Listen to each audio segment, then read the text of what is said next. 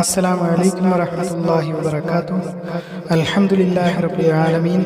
അല്ലാഹുമ്മ സ്വല്ലി അലാ സയ്യിദിനാ മുഹമ്മദിൻ വഅലാ ആലിഹി വസഹ്ബിഹി അജ്മഈൻ. യുദ്ധത്തിൽ എന്തൊക്കെ തരം വഴക്കുകൾ അല്ലെങ്കിൽ അഭിപ്രായ വ്യത്യാസങ്ങൾ അല്ലെങ്കിൽ തർക്കങ്ങൾ ആണ് വെറുക്കപ്പെടുന്നത്, അത് പാടില്ലാത്തത്?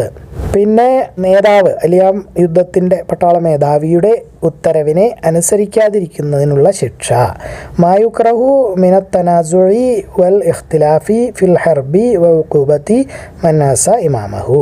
അല്ലാഹു അസ്സവജലിൻ്റെ വചനം, നിങ്ങൾ തമ്മിൽ തർക്കിക്കരുത് ഒരാൾ മറ്റൊരാളുമായി. നിങ്ങളുടെ ധൈര്യമോ ശക്തിയോ നിങ്ങളെ വിട്ടുപോകും എന്ന് തോന്നിയാലല്ലാതെ. 8-ാമത്തെ സൂറത്ത് 46-ാമത്തെ ആയത്ത്. വഖാലല്ലാഹു അസ്സ വജല്ല വലാ തനാസഉ ഫതഫ്ശലു വതദ്ഹബ റീഹുകും. അൽ-അൻഫാൽ 46. അബൂ ബുർദ വിശദീകരിക്കുന്നു, അദ്ദേഹത്തിൻ്റെ പിതാവ് പറഞ്ഞതായിട്ട്, റസൂൽ സല്ലല്ലാഹു അലൈഹി വസല്ലം മുആദിനെയും അബൂ മൂസയെയും യമനിലേക്ക് അയച്ചു. അവരോട് ഇങ്ങനെ പറഞ്ഞിരുന്നു, പോകുന്നതിന് മുമ്പ് ആളുകൾക്ക് കാര്യങ്ങൾ എളുപ്പമാക്കി കൊടുക്കുക. അതായത് അവിടെ ചെന്ന് ഒരുപാട് കട്ടിയായ നിയമങ്ങളൊന്നും ഉണ്ടാക്കരുത്, എളുപ്പമാക്കി കൊടുക്കുക. അവർക്ക് ബുദ്ധിമുട്ട് ഉണ്ടാക്കരുത്. അവർക്ക് സന്തോഷ വർത്തമാനങ്ങൾ അറിയിച്ചു കൊടുക്കുക, അല്ലെങ്കിൽ മൗഇള വാള് നല്ല കാര്യങ്ങൾ പറഞ്ഞു കൊടുക്കുക. നിങ്ങൾക്ക് സ്വർഗമുണ്ട്, അതുണ്ട്, ഇതുണ്ട്, അങ്ങനെയൊക്കെ സന്തോഷ വാർത്തകൾ എത്തിച്ചു കൊടുക്കുക. അവരെ നിങ്ങൾ വെറുപ്പിച്ച് കളയരുത്, അല്ലെങ്കിൽ നരകമുണ്ട്, ഇതുണ്ട്, ശിക്ഷയുണ്ട് എന്ന് പറഞ്ഞ് പേടിപ്പിച്ച് വെറുപ്പിക്കരുത് എന്ന് വേണമെങ്കിൽ നമുക്ക് ഊഹിക്കാം. നിങ്ങൾ രണ്ടുപേരും തമ്മിൽ സ്നേഹിക്കുക, ഇഷ്ടപ്പെടുക. നിങ്ങൾ തമ്മിൽ അഭിപ്രായ വ്യത്യാസം പാടില്ല. അൻ സയ്യിദ് ഇബ്നു അബീ ബുർദത നബിഹി അൻ ജദ്ദിഹി അന്ന നബിയ സല്ലല്ലാഹു അലൈഹി വസല്ലം ബഅസ മുആദൻ വ അബാ മൂസ ഇലൽ യമനി ഖാല യസ്സിർ വലാ തുഅസ്സിറ വ ബശ്ശിറ വലാ തുനഫിറ വതതാബ വലാ തഖ്തലിഫ. അൽ-ബറാ ബിൻ ആസിബ് റളിയല്ലാഹു അൻഹു വിശദീകരിക്കുന്നു, റസൂൽ സല്ലല്ലാഹു അലൈഹി വസല്ലം അബ്ദുല്ലാഹ് ബിൻ ജുബൈറിനെ അവരോധിച്ചു പട്ടാള മേധാവിയായിട്ട്. അതായത് കാലാൾപ്പടയുടെയും അമ്പെയ്ത്തുകാരുടെയും കമാൻഡറായിട്ടാണ് നിയമിച്ചത്. ഉഹദ് യുദ്ധ ദിവസം അവർ 50 പേരുണ്ടായിരുന്നു. അപ്പോൾ അമ്പെയ്ത്തുകാരായ കാലാൾപ്പട അവരുടെ നേതാവായിട്ടാണ് അബ്ദുല്ലാഹ് ബിൻ ജുബൈറിനെ നിയോഗിച്ചത്. 50 പേരുണ്ടായിരുന്നു. അവർക്ക് അദ്ദേഹം ഉത്തരവ് കൊടുത്തു, നിങ്ങൾ നിങ്ങളുടെ സ്ഥലത്ത് ഉറച്ചു നിൽക്കുക, നിങ്ങൾ അവിടം വിടരുത്. ഞങ്ങളിൽ നിന്നും പക്ഷികൾ പിടിച്ചു പറിക്കുന്നത് കണ്ടാൽ പോലും, അതായത് ഞങ്ങളെല്ലാം ചത്ത് വീണ് കിടക്കുകയാണ്, എന്നിട്ട് കഴുകന്മാർ ഞങ്ങളെ കൊത്തിപ്പറിച്ച് തിന്നുന്നു, അത് കണ്ടാൽ പോലും അവിടെ നിന്ന് മാറരുത്. അത്രയും വലിയ വ്യക്തമായ ഉത്തരവായിരുന്നു, നിങ്ങൾ നിൽക്കുന്ന സ്ഥലത്ത് നിന്ന് മാറരുതെന്ന്. ഞാൻ നിങ്ങളെ വിളിപ്പിക്കുന്നത് വരെ, അല്ലെങ്കിൽ ആളെ വിട്ട് വിളിപ്പിക്കുന്നത് വരെ. ഇനി ഞങ്ങൾ തോറ്റുപോയതായിട്ട് നിങ്ങൾ കണ്ടാലും, അക്രമികൾ ഞങ്ങളെ അവിടെ നിന്ന് ഓടിപ്പിക്കുന്നത് നിങ്ങൾ കണ്ടാലും, അത് തോറ്റോടി പോകുന്നത് കണ്ടാലും, നിങ്ങൾ അവിടെ നിന്ന് വരരുത്, നിങ്ങളെ വിളിക്കാൻ ഞാൻ ആളെ വിടുന്നത് വരെ. അങ്ങനെ അക്രമകാരികൾ തോൽപ്പിക്കപ്പെട്ടു.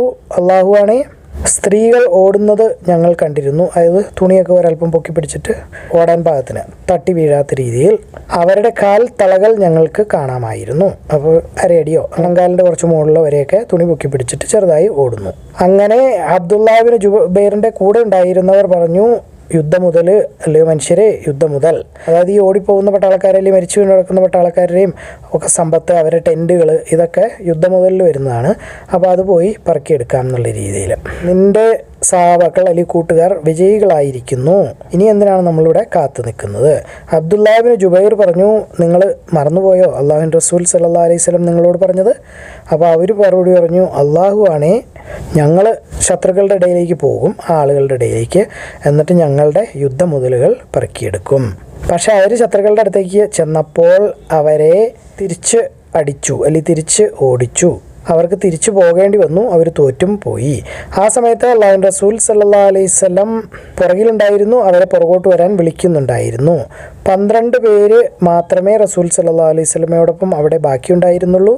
ഞങ്ങളിലെ 70 പേരെ അക്രമകാരികൾ, അല്ലെങ്കിൽ ശത്രുക്കൾ രക്തസാക്ഷികളാക്കി, അല്ലെങ്കിൽ കൊന്നുകളഞ്ഞു.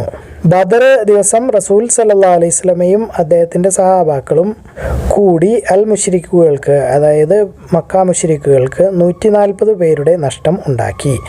അതിൽ 70 പേരെ തടവുകാരായി പിടിക്കുകയും 70 പേർ കൊല്ലപ്പെടുകയും ആയിരുന്നു. അബൂ സുഫിയാൻ 3 പ്രാവശ്യം പറഞ്ഞു, നിങ്ങളുടെ കൂട്ടത്തിൽ മുഹമ്മദ് ഉണ്ടോ?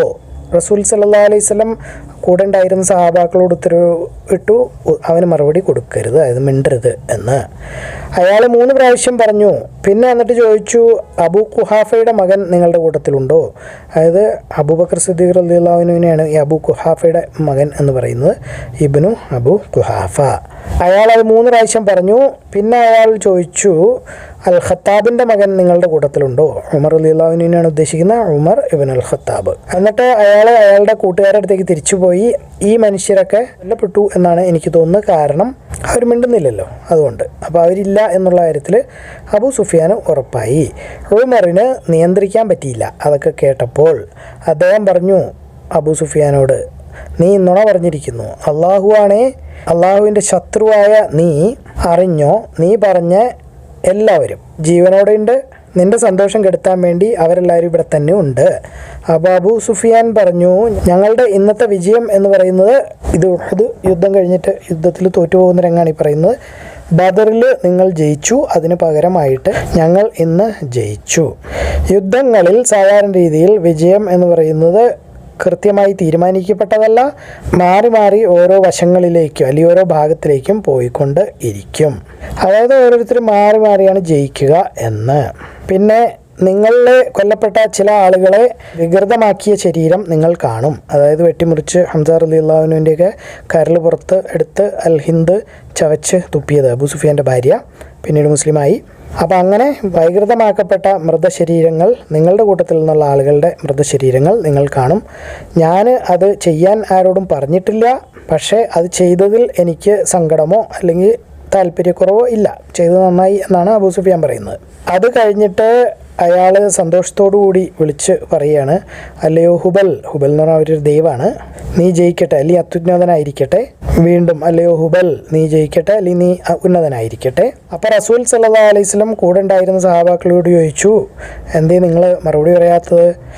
അപ്പോൾ അവർ ചോദിച്ചു, അല്ലേ അള്ളാഹുവിൻ്റെ റസൂലേ, ഞങ്ങൾ എന്ത് മറുപടിയാണ് കൊടുക്കേണ്ടത്? അപ്പോൾ അവരോട് റസൂൽ സല്ലല്ലാഹു അലൈഹി വസല്ലം പറഞ്ഞു, അള്ളാഹു ഉന്നതനാകുന്നു, വളരെയധികം ഔന്നിത്യം ഉള്ളവൻ. അപ്പോൾ അബൂ സുഫിയാൻ പറഞ്ഞു, ഞങ്ങൾക്ക് അൽ ഉസ്സയുണ്ട്, അതായത് അവരുടെ വേറൊരു ദൈവം, ലാത്ത ഉസ്സ മനാത്ത എന്നൊക്കെ പറയുന്നതിൽ ഞങ്ങൾക്ക് ഉസ്സയുണ്ട്, നിങ്ങൾക്ക് ഉസ്സ ഇല്ല, അതായത് നിങ്ങളെ സഹായിക്കാൻ ദൈവങ്ങളൊന്നുമില്ല എന്ന്. അപ്പോൾ റസൂൽ സല്ലല്ലാഹു അലൈഹി വസല്ലം അദ്ദേഹത്തിൻ്റെ സഹാബാക്കളോട് ചോദിച്ചു, നിങ്ങൾ എന്താണ് അവന് മറുപടി കൊടുക്കാത്തത്? അപ്പോൾ അവർ ചോദിച്ചു, അല്ലേ അള്ളാഹുവിൻ്റെ റസൂലേ, എന്ത് മറുപടിയാണ് ഞങ്ങൾ കൊടുക്കേണ്ടത്? അപ്പോൾ അദ്ദേഹം പറഞ്ഞു, പറയുക, അള്ളാഹു മൗലായാണ്, അതായത് രക്ഷിതാവ്, ഉത്തരവാദിത്തപ്പെട്ടവൻ, സംരക്ഷകൻ, സഹായി, ഞങ്ങളെ കാത്തുരക്ഷിക്കുന്നവൻ, മൗല. നിങ്ങൾക്ക് മൗല ഇല്ല എന്ന് പറയാൻ പറഞ്ഞു. അതായത് അവരെ കാക്കാൻ ആരുമില്ല.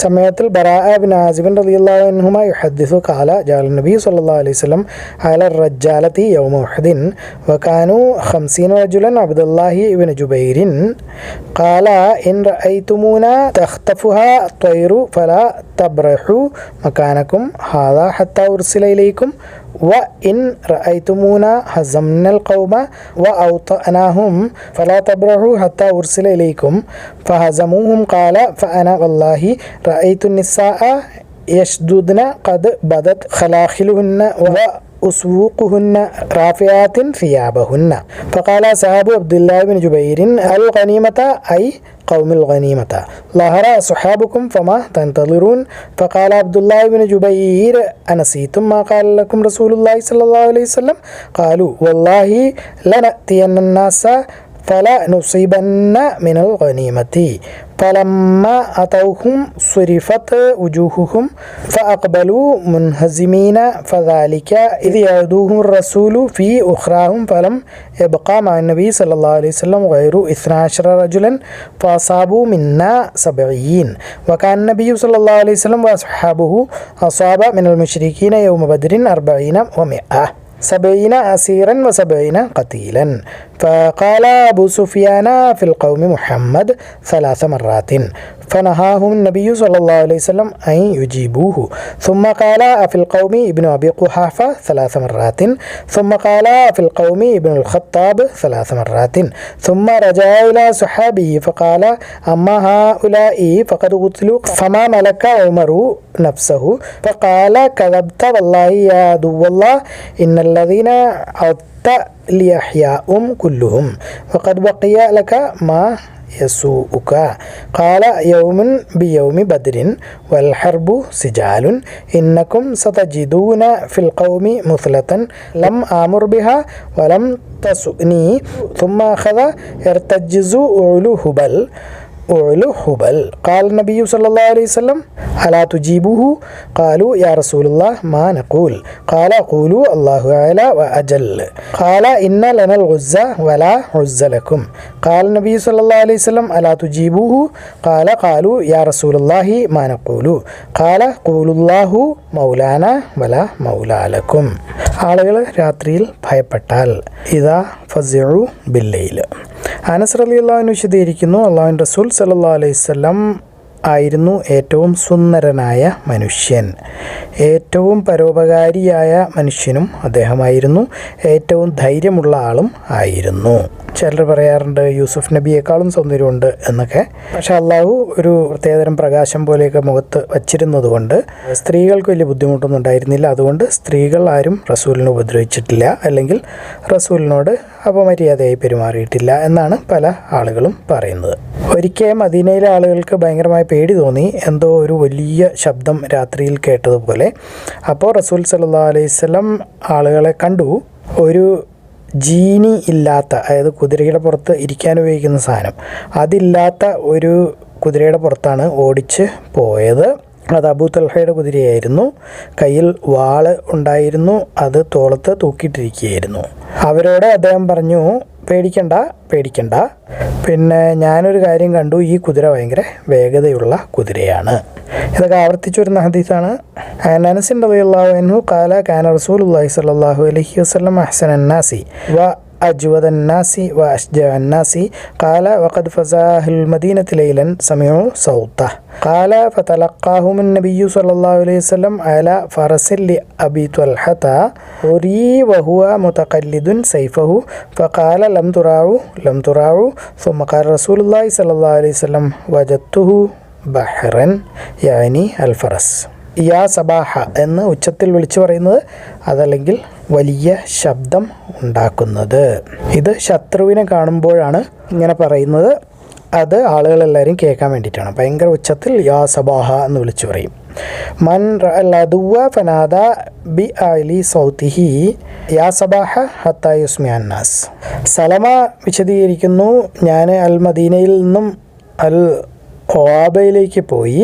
അൽ ഖാബയിലേക്കുള്ള പർവ്വത നിരകളിലൂടെയുള്ള വഴികളിലെത്തിയപ്പോൾ ഒരു അടിമ, അബ്ദുറഹ്മാൻ ബിൻ ഔഫിൻ്റെ അടിമയാണ്, അവൻ എന്നെ വന്ന് കണ്ടു. ഞാൻ അവനോട് പറഞ്ഞു, നിനക്ക് നാശം, നീ എന്താ ഇവിടെ, അല്ലെങ്കിൽ നിന്നെ എന്താണ് ഇവിടെ കൊണ്ടുവന്നിരിക്കുന്നത്? അയാൾ മറുപടി പറഞ്ഞു, റസൂൽ സല്ലല്ലാഹു അലൈഹി വസല്ലമയുടെ പെണ്ണൊട്ടകത്തിനെ ആരോ കൊണ്ടുപോയി, അല്ലെങ്കിൽ എടുത്തുകൊണ്ട് പോയി. അപ്പോൾ ഞാൻ ചോദിച്ചു, ആരാ കൊണ്ടുപോയത്? അദ്ദേഹം പറഞ്ഞു, ഒത്ഫാനും ഫറസയുമാണ് കൊണ്ടുപോയത്. അപ്പം ഞാൻ 3 പ്രാവശ്യം ഉറക്കെ വിളിച്ചു പറഞ്ഞു, യാ സബാഹ യാ സബാഹ. വളരെ ഉച്ചത്തിലാണ്. എത്രമാത്രം ഉച്ചയെന്ന് പറഞ്ഞാൽ മദീനയിൽ 2 മലകൾക്കിടയിലുള്ള ആളുകൾക്ക് കേൾക്കാമായിരുന്നു.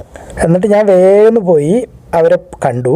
അതായത് ഈ കള്ളന്മാരോ അല്ലെങ്കിൽ അങ്ങനെയുള്ള ആളുകൾ, ഇതെടുത്തുകൊണ്ട് പോയ ആളുകൾ, ഈ കള്ളന്മാരെയാണ് കണ്ടത്. ഞാൻ അവർക്ക് നേരെ അമ്പ ചെയ്യാൻ തുടങ്ങി. ഇങ്ങനെ പറയുന്നും ഉണ്ടായിരുന്നു, ഞാൻ അൽ അക്വയുടെ മകനാണ്. ഇന്ന് നിസ്സാരന്മാരായ അല്ലെങ്കിൽ താഴ്ന്നവർ, കള്ളന്മാരെ വിളിക്കുന്ന മോശക്കാരായ ആളുകൾ ഇന്ന് നശിച്ച് പോകും. അവരിൽ നിന്നും അങ്ങനെ ഞാൻ ആ പെണ്ണൊട്ടകങ്ങളെ രക്ഷിച്ചു. ആ കള്ളന്മാരിൽ നിന്നും അവർക്ക് കുടിക്കാൻ പറ്റുന്നതിന് മുമ്പ് രക്ഷിച്ചു എന്നാണ് പറഞ്ഞത്. ചിലപ്പോൾ പാല് കറന്നു കുടിക്കുന്നതായിരിക്കും ഉദ്ദേശിക്കുന്നത്. ഞാൻ ഒട്ടകങ്ങളുമായി തിരിച്ച് വന്നപ്പോൾ റസൂൽ സല്ലല്ലാഹു അലൈഹി വസല്ലം എന്നെ കണ്ടു. അപ്പം ഞാൻ പറഞ്ഞു, അല്ലാഹു അള്ളാഹുവിൻ്റെ റസൂലേ, അവർ കുടിച്ചിട്ടില്ല, അവരെ കുടിക്കാൻ ഞാൻ സമ്മതിച്ചില്ല. അതുകൊണ്ട് കുറച്ച് ആളുകളെ അയക്കൂ അവരെ ഓടിക്കാൻ അല്ലെങ്കിൽ പിന്തുടരാൻ. റസൂൽ സല്ലല്ലാഹു അലൈഹി വസല്ലം പറഞ്ഞു, അൽ അക്വയുടെ മകനെ, നീ ശത്രുക്കളുടെ മേലിൽ കഴിവ് തെളിയിച്ചിരിക്കുന്നു, അല്ലെങ്കിൽ അധികാരം നേടിയിരിക്കുന്നു, നീ ജയിച്ചിരിക്കുന്നു. അതുകൊണ്ട് നീ അവർക്ക് പുറത്തു കൊടുക്കുക. മാത്രവുമല്ല അവരെ അവരുടെ ആളുകൾ നന്നായി നോക്കുന്നുണ്ട്. വിശദീകരണത്തിൽ പറയുന്നു, യാ സബാഹ എന്ന് പറയുന്ന ഒരുതരം സഹായം ചോദിച്ചുകൊണ്ടുള്ള ഒച്ചത്തിൽ വിളിച്ചു പറയുക, അയ്യോ വാവോ കാത്തോളണേ എന്നൊക്കെ നമ്മൾ പറയുന്നത് പോലത്തെ ഒരു രീതിയാണ് അറബികളുടെ യാ സബാഹ എന്ന് പറയുന്നതിൻ്റെ അർത്ഥം. അൻ സലമത അന്നഹു അഖ്ബറഹു ഖാല ഖറജ്തു മിനൽ മദീനത്തി ദാഹിബൻ നഹ്വൽ ഗാബത്തി ഹത്താ ഇദാ കുൻതു ബിസനിയ്യത്തിൽ ഗാബത്തി ലഖിയനി ഗുലാമുൻ ലി അബ്ദുറഹ്മാൻ ഇബ്നു ഔഫിൻ ഖുൽതു വൈഹക മാ ബിക ഖാല أخذ لقاح النبي صلى الله عليه وسلم قلت من أخذها قال غطفان وفزارة فصرحت 3 صراخات أسمعت ما بين لابتيها يا صباحه يا صباحه ثم اندفعت حتى ألقاهم وقد أخذوها فجعلت أرميهم وأقول أنا ابن الأكوع واليوم يوم الرضع فاستنقذتها منهم قبل أن يشربوا فأقبلت بها أسوقها فلقيني النبي صلى الله عليه وسلم فقلت يا رسول الله إن القوم عطاش وإني أعجلتهم أن يشربوا سقيهم فبعث في إثرهم فقال يا ابن الأكوع ملكت فاسجح إن القوم യുഖറൗന മിൻ ഖൗമിഹിം. അല്ലാഹു അഅലം. അല്ലാഹു എല്ലാ കാര്യങ്ങളും ഏറ്റവും നന്നായി അറിയുന്നു. നിങ്ങളിത് കാണുക, ഖുർആൻ പഠിക്കുക, എല്ലാവരിലേക്ക് എത്തിച്ചു കൊടുക്കുക. ബാറക്കല്ലാഹു ലി വലക്കും. അസ്സലാമു അലൈക്കും വറഹ്മത്തുള്ളാഹി വബറകാതുഹു.